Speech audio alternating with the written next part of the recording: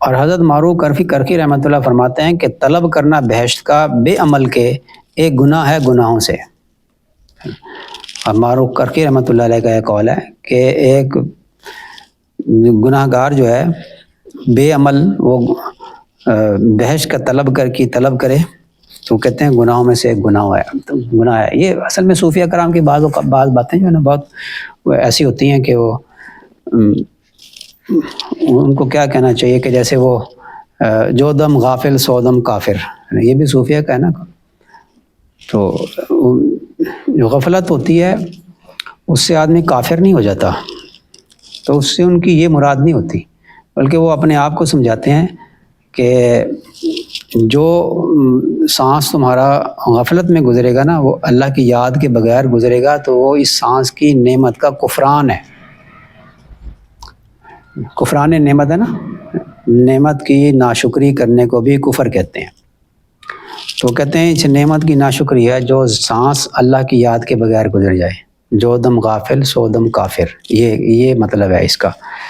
تو یہاں بھی جو ہے وہ کہتے ہیں کہ بے عمل کا تو ایک یعنی یہ تو غرور ہے اور تمنا کر رہا ہے، غلط تمنائیں کر رہا ہے، تو یہ ایک گناہ ہے۔ انہوں نے ایک بات کی۔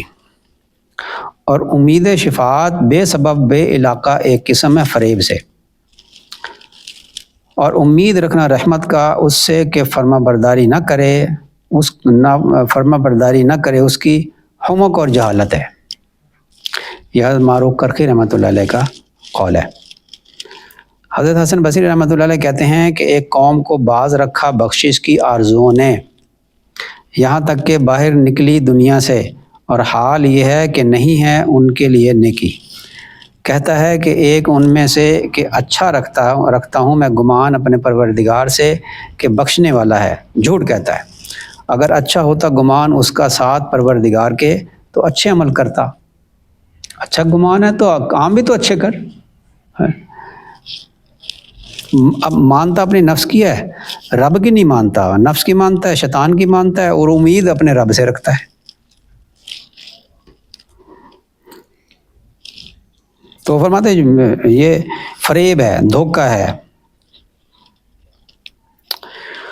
حضرت بصری رحمۃ اللہ فرماتے ہیں کہ دور رہو اے بندگان خدا ان آرزوؤں باطل سے کہ یہ وادی احمقوں کی ہیں،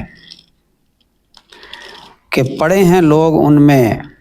قسم ہے خدا تعالیٰ کی، نہ دی حق تعالیٰ نے کسی بندے کو اس کی آرزوؤں سے خیر دنیا میں اور نہ آخرت میں۔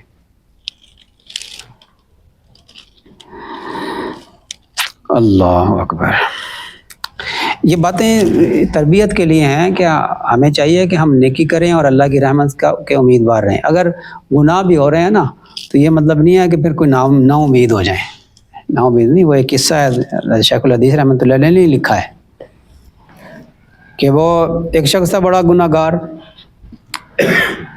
اور بزرگ تھے، پڑوسی تھے اس کے، تو وہ اس کو منع کرتے رہتے تھے، وہ باز نہیں آتا تھا۔ وہ کہتا تھا مجھے میرے اللہ پہ چھوڑ دے، تو وہ اس کو نصیحت کرتے رہتے تھے۔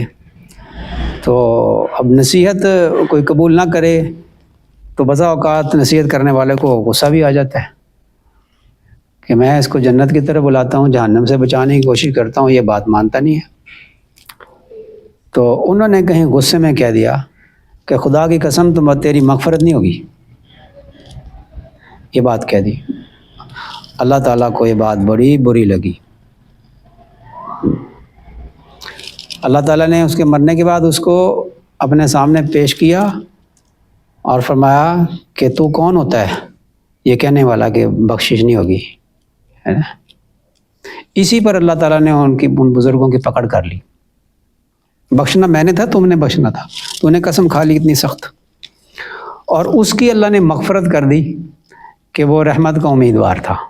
ایک قصہ حضرت شیخ الحدیث رحمۃ اللہ علیہ نے لکھا ہے۔ یہ اقوال صوفیہ کرام کے ہیں تاکہ ہم دھوکے میں نہ پڑیں، دھوکے میں نہ رہیں۔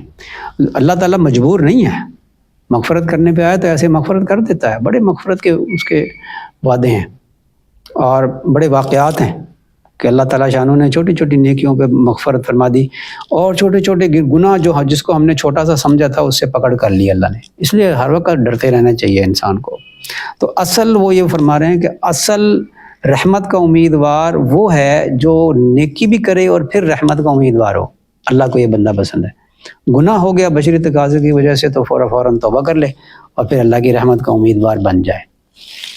اصل وہ یہ بات فرما رہے ہیں، اس لیے وہ سخت اقوال انہوں نے نقل فرمائے ہیں.